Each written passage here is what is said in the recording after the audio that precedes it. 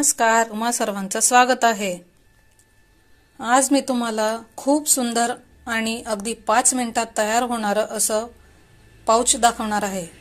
चला तर मग आपण पाउच बनवायला सुरुवात करूया। पाउच बनवण्यासाठी मी इथे 7 बाय 10 इंचचं एक क्विल्टेड पीस घेतलेला आहे। त्यासाठी मी इथे अशा प्रकारे मेन कापड, फोम आणि लाइनिंगचा वापर केलेला आहे। तुमच्याकडे जर फोम नसेल तर तुम्ही राईस बॅग किंवा शॉपिंग बॅगचा वापर करू शकता। आणि एक झिप मी घेतलेली आहे। चला आपण पाउच बनवायला सुरुवात करूया।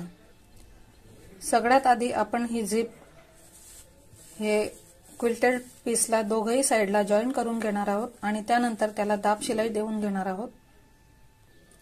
अशा प्रकारे दोघही साइडने आपली झिप अटॅच झालेली आहे आणि इथे मी दाब शिलाई देऊन घेतलेली आहे। आता आपण हे रनर यात घालून घेऊया। झिप मध्ये रनर घालून घेतल्यानंतर आपल्याला आता हे उलट करून घ्यायचं आहे। उलट करून झाल्यानंतर आता आपल्याला इथे सेंटरला दोघही साइडने चॉकने मार्क करून घ्यायचं आहे। अशा प्रकारे आपल्याला हे मार्क करून घ्यायचं आहे। मार्क करण्याऐवजी तुम्ही इथे छोटे कट्स देखील लावू शकता, जेणेकरून आपल्याला हे शिलाई टाकताना लक्षात येईल। मी इथे चॉकने मार्क न करता कट्स लावून तुम्हाला दाखवणार आहे।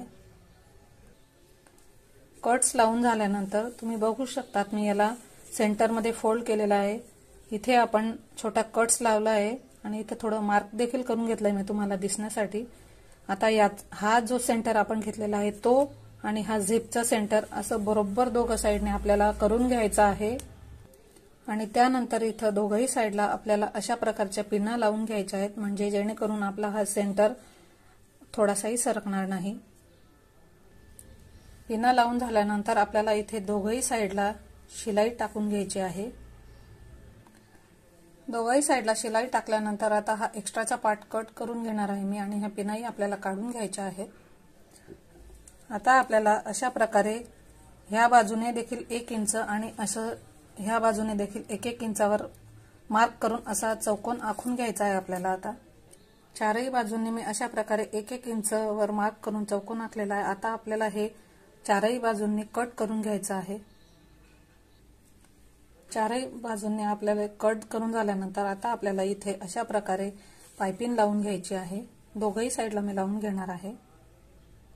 दोघही साइडला आपली पाइपिंग लावून झालेली आहे। आता आपल्याला हे अशा प्रकारे फोल्ड करायचं आहे।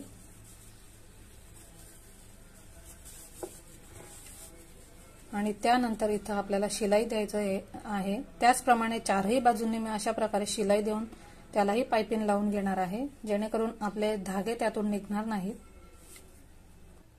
अशा प्रकारे आपले चारही बाजूंनी शिलाई टाकून पाइपिंग लावून झालेली आहे।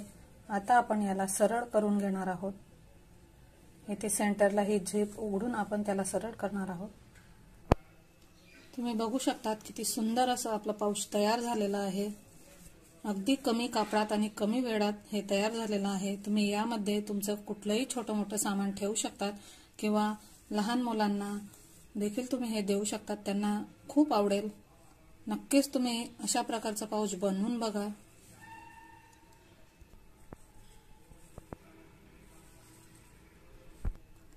व्हिडिओ आवडल्यास नक्कीच लाईक करा, शेअर करा आणि जर तुम्ही माझ्या चॅनलवर नवीन असाल तर माझ्या चॅनलला सबस्क्राइब करायला विसरू नका आणि त्यासमोरील बेल आयकॉनवर क्लिक करा। त्यामुळे यापुढील माझे जे नवनवीन व्हिडिओ मी तुमच्यासाठी आणत जाईल त्याचं नोटिफिकेशन तुम्हाला मिळत राहील आणि कुठलाही व्हिडिओ तुम्ही मिस करणार नाहीत।